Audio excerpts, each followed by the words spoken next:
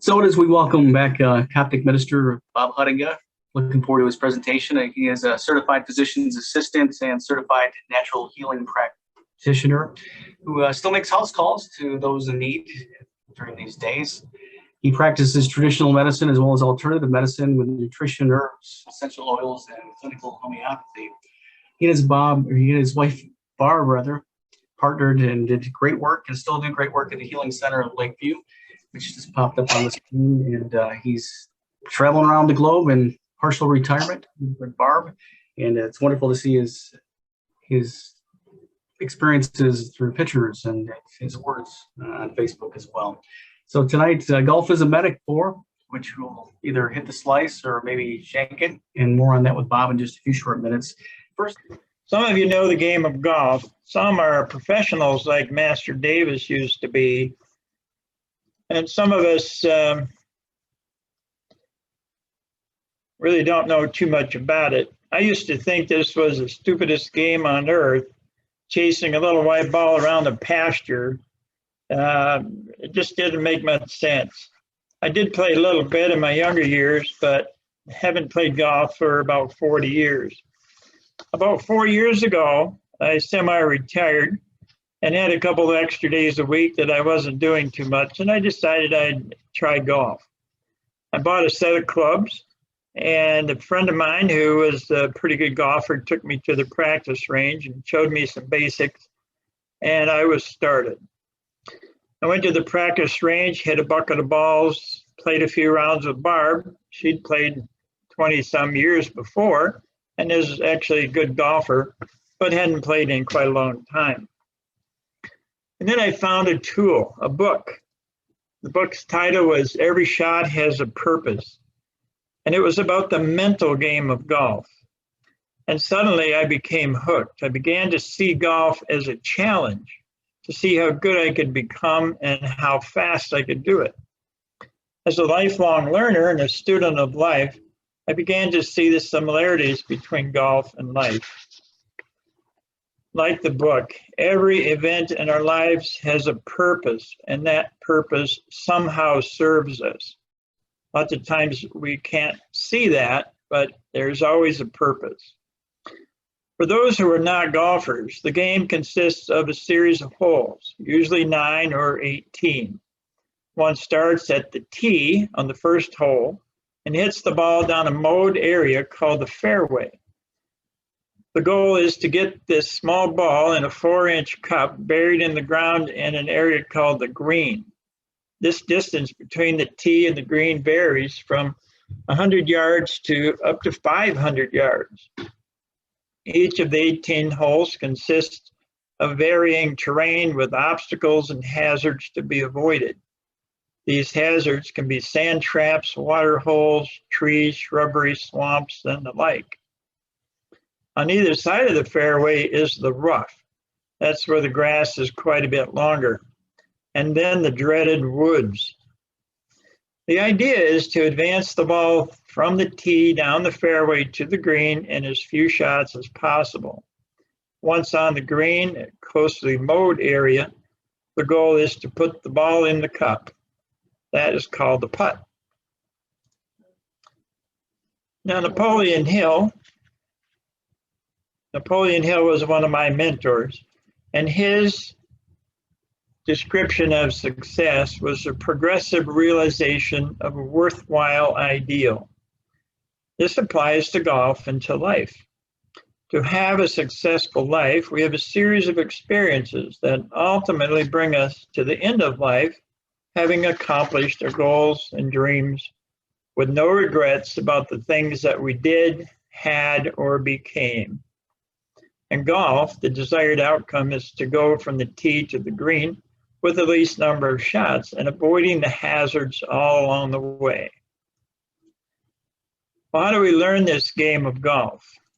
First, you have to have a desire to entertain yourself in this way, and then you start. You have to be teachable, learning from someone who's been where you are now and has moved on to be much more successful. First, there are lessons.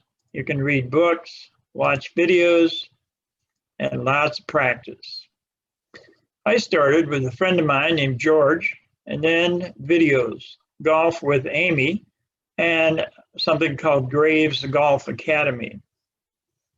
From them, I learned how to hold the clubs. I learned how to address the ball, how to swing, where to look. I learned that each club had a different weight and angle, and those factors determine how far a ball would go when you hit it with that club. These were the actual mechanics of how to strike the ball and get it to go where you desired it to go.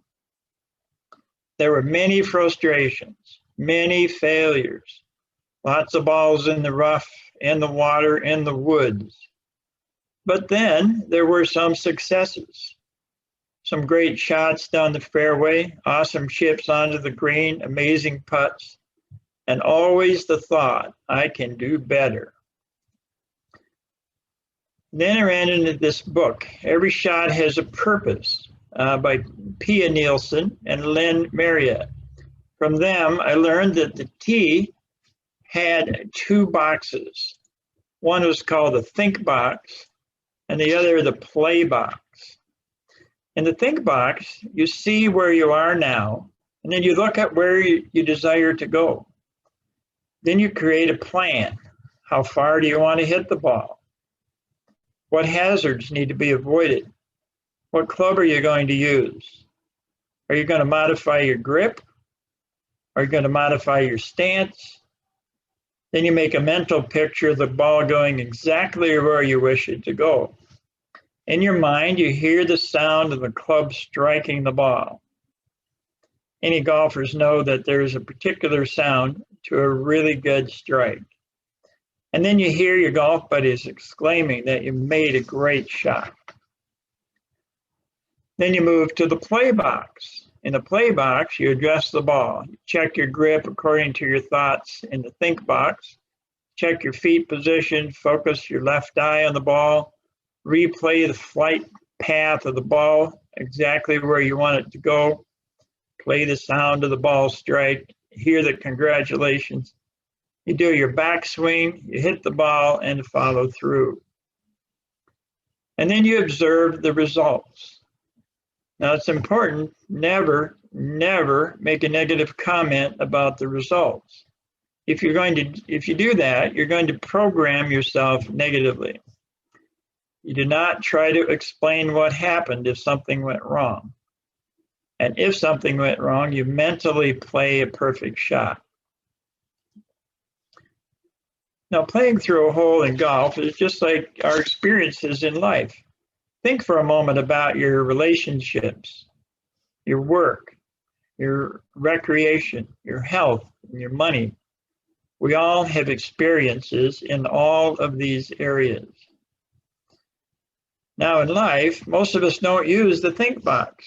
We are always in the play box, and we often do not have any goals.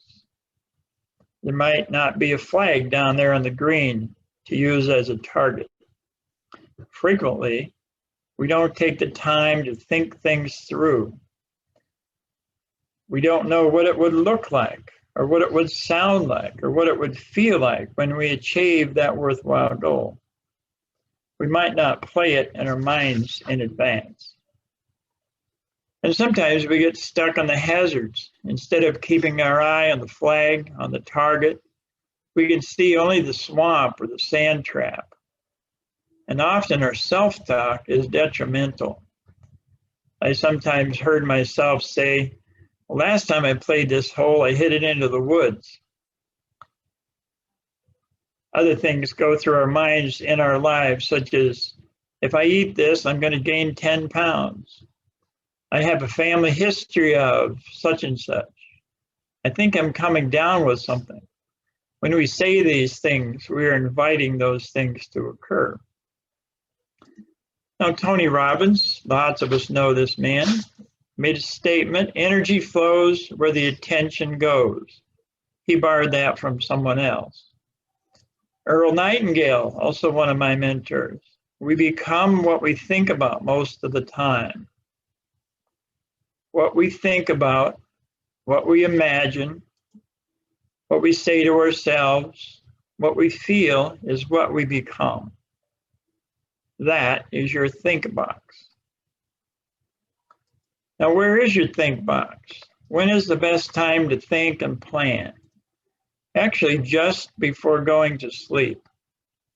When you sleep, your conscious mind goes to sleep along with your body, but your subconscious mind wakes up and becomes more active as you enter sleep.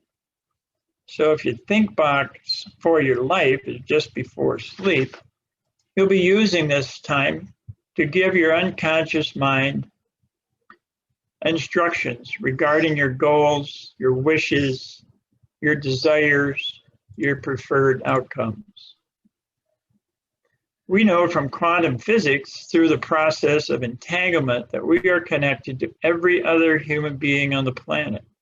So when we think about our goals and our plans as if we've already accomplished them, and when we do this just before sleep with a feeling of gratitude, we will attract the people and the situations that will help us create the outcome we desire. So living your life is actually the play box. Thinking and planning is the think box.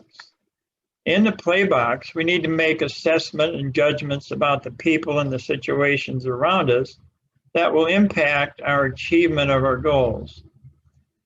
In golf, wherever the ball lands on the journey between the tee and the green will determine what the next move will be.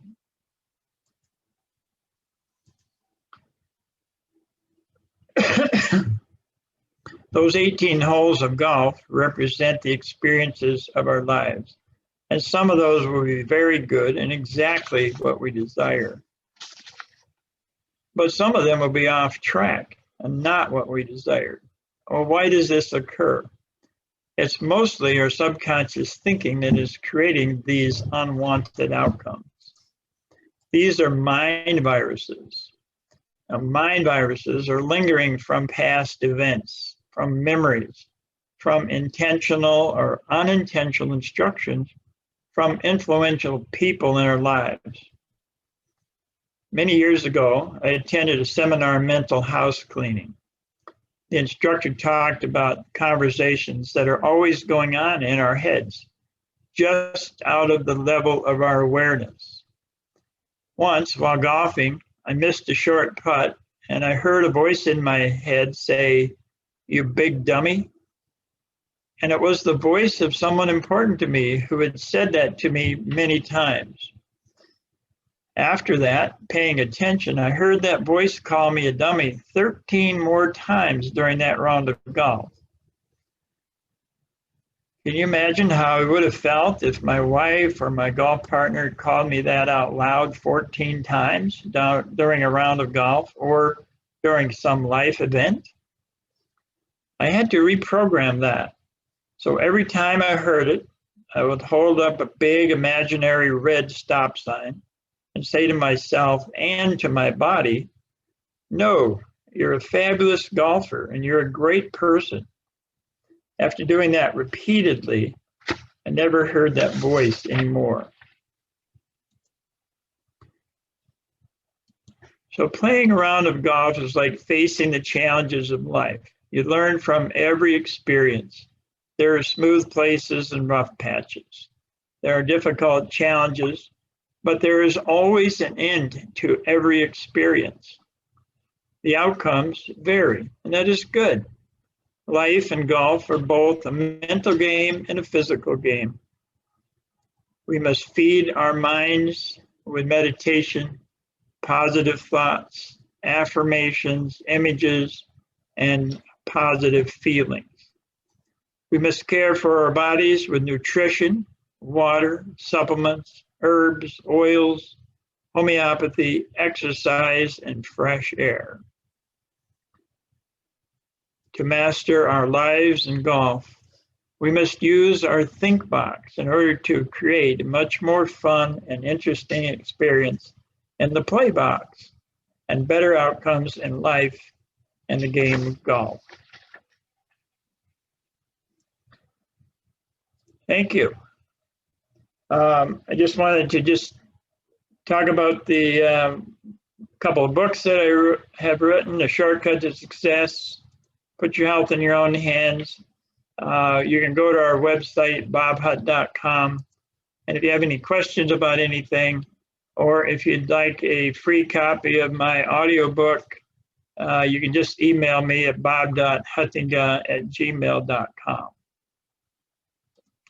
So thanks again. And at this point, if there are any questions about COVID, I'd be happy to answer those.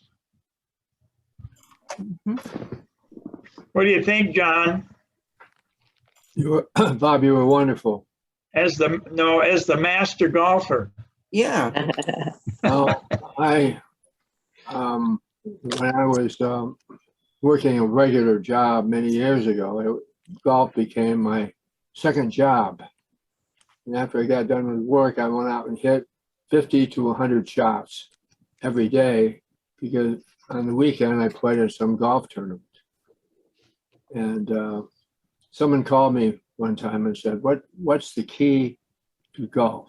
I said, the key to golf is, before you hit the shot, visualize with positivity where you want the ball to go. If you're on the green, visualizing a putt, visualize the putt go in the hole. Golf is a game of self-mastery. I heard my golf teacher, who was my brother-in-law, he was a professional golfer, his name was George Wells. And I said, what's the difference between an amateur and a professional? When an amateur misses a golf shot, he gets angry at himself, and it affects maybe his next 3 or 4 shots. A golf professional does not let it bother him. He says, next shot will be the best shot. And what I loved about Bob's talk is, it was a talk about positive thinking, visualization, all the things we deal with metaphysics. So thank you, Bob, for that great talk. It was absolutely wonderful. So anybody have any questions about COVID?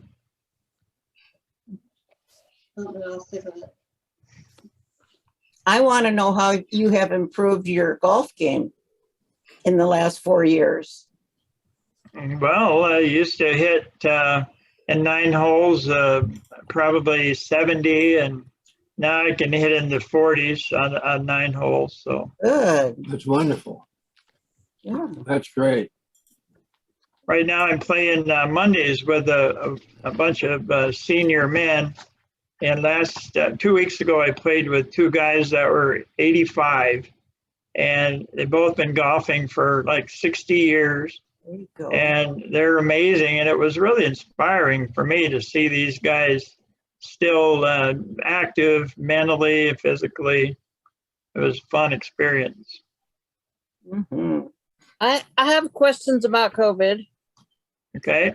and my question is, as you know, as a healer, how do you understand? Do our bodies know how to recover from COVID, or does some intervention need to be taken?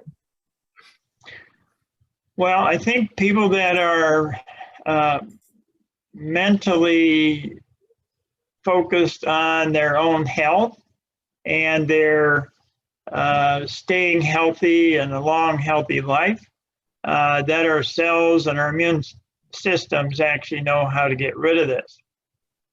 There are many, many people who don't focus on that aspect of their lives, and they need some assistance.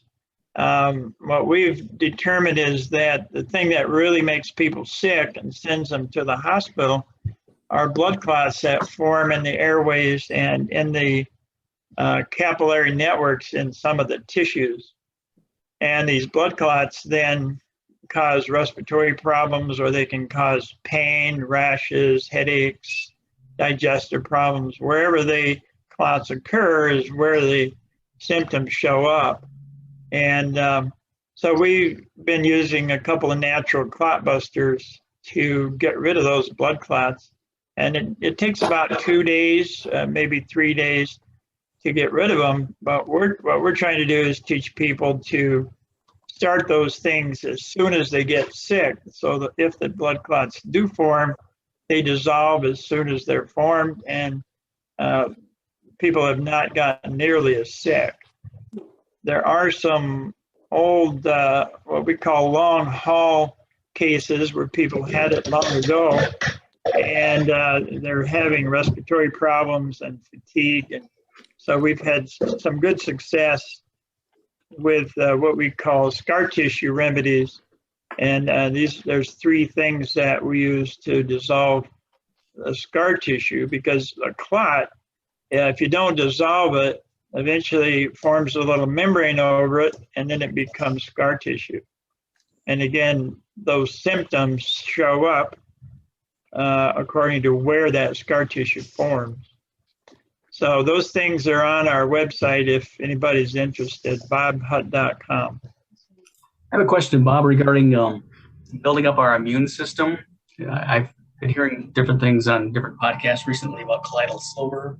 I'm not sure what the benefit of that is, and what other immunity builders could be taken, whether it's herbs, whether it's oils, whether it's something else. If you could share that, that'd be appreciated. Well, the kind of standard speak about that is vitamin D, zinc, vitamin C, vitamin E. We're recommending vitamin E and flaxseed oil, because those are blood thinners, and so it helps reduce the formation of blood clots. But the interesting thing is we've treated about 400 people now, and almost all of them that have gotten it have been taking those preventive things, and they've still gotten it. So I'm not sure that those things do a whole lot of good, although it doesn't hurt to take them. The most important thing is your mental state. People who meditate, who take care of themselves mentally, have images of themselves remaining healthy until they're a long, healthy, old person. And then your nutrition, some general supplements, and basically staying away from the chocolate chip cookies, John, and high carbohydrate diets. Thank you. These are really important for your healthy immune function. So are you gonna give them up? Yep. What do you think about elderberry?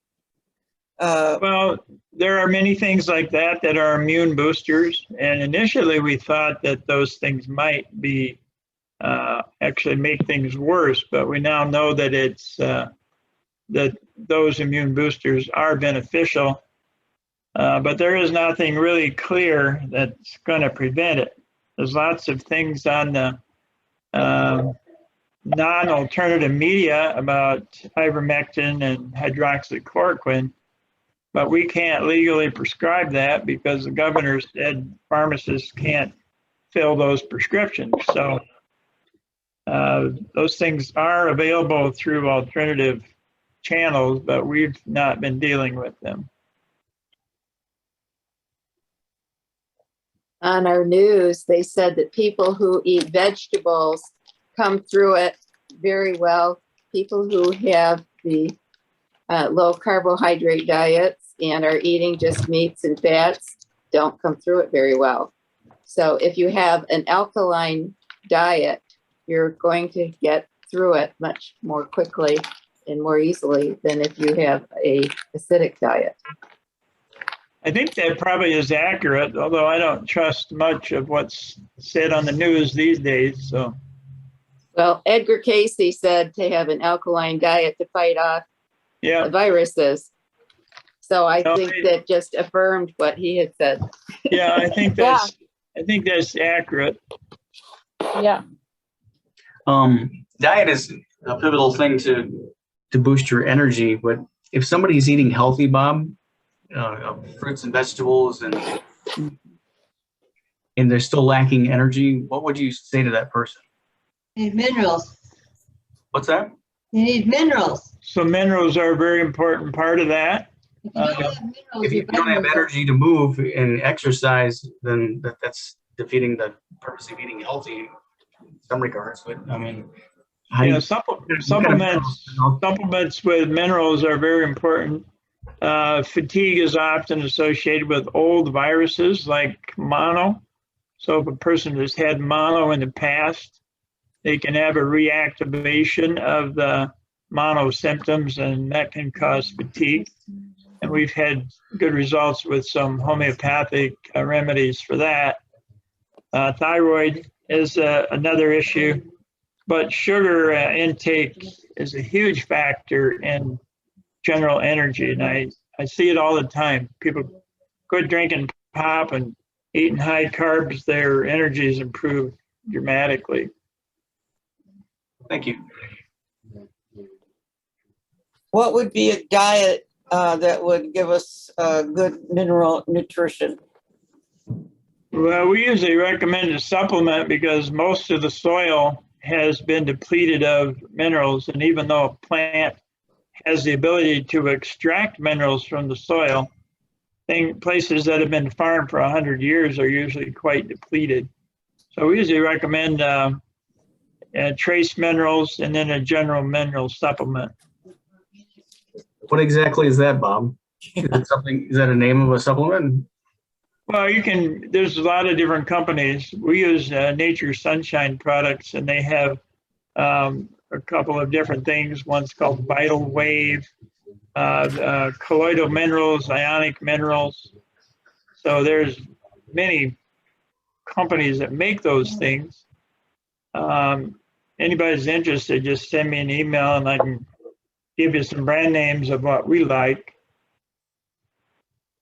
Ionic minerals are really good. What are those, Barb? Ionic minerals, they're just a lot of different minerals that are a little stronger, I think. They're in a chemical form that your body can absorb Yeah, readily through your digestive tract. I think you can get them at a lot of health stores. Is it ionic? Yeah, ionic. That's what we take. That's what I take. It does really help. Take it before you go to bed, and man, you wake up and you feel like you're ready to go. But your vitamins don't work unless you have minerals. And you want to try to eat as much organic greens as you can, because there's a lot of nutrition in that, and it really helps the body to heal and get rid of heavy metals and all kinds of crap in the body. But one of the things that I use is Dr. Norm Shealy recommends is a magnesium. It's something that you put on your skin. You don't eat it because it doesn't have to go through the digestive tract. It's absorbed by the body into the system, and you need magnesium in order for some of your other vitamins to work. And he has a book written on life to 100 or past 100, and I believe him. Yeah. Well, you're I use it. You're a pretty good example, Barb, of that. So Actually, I use magnesium helps relax the muscles, and the muscles are relaxed. Your whole body feels better. Thank you, everyone. Thank you. For joining us tonight, everyone. Thank you. Nice seeing you all. hey. Yeah. Good evening. Have a beautiful week. You too.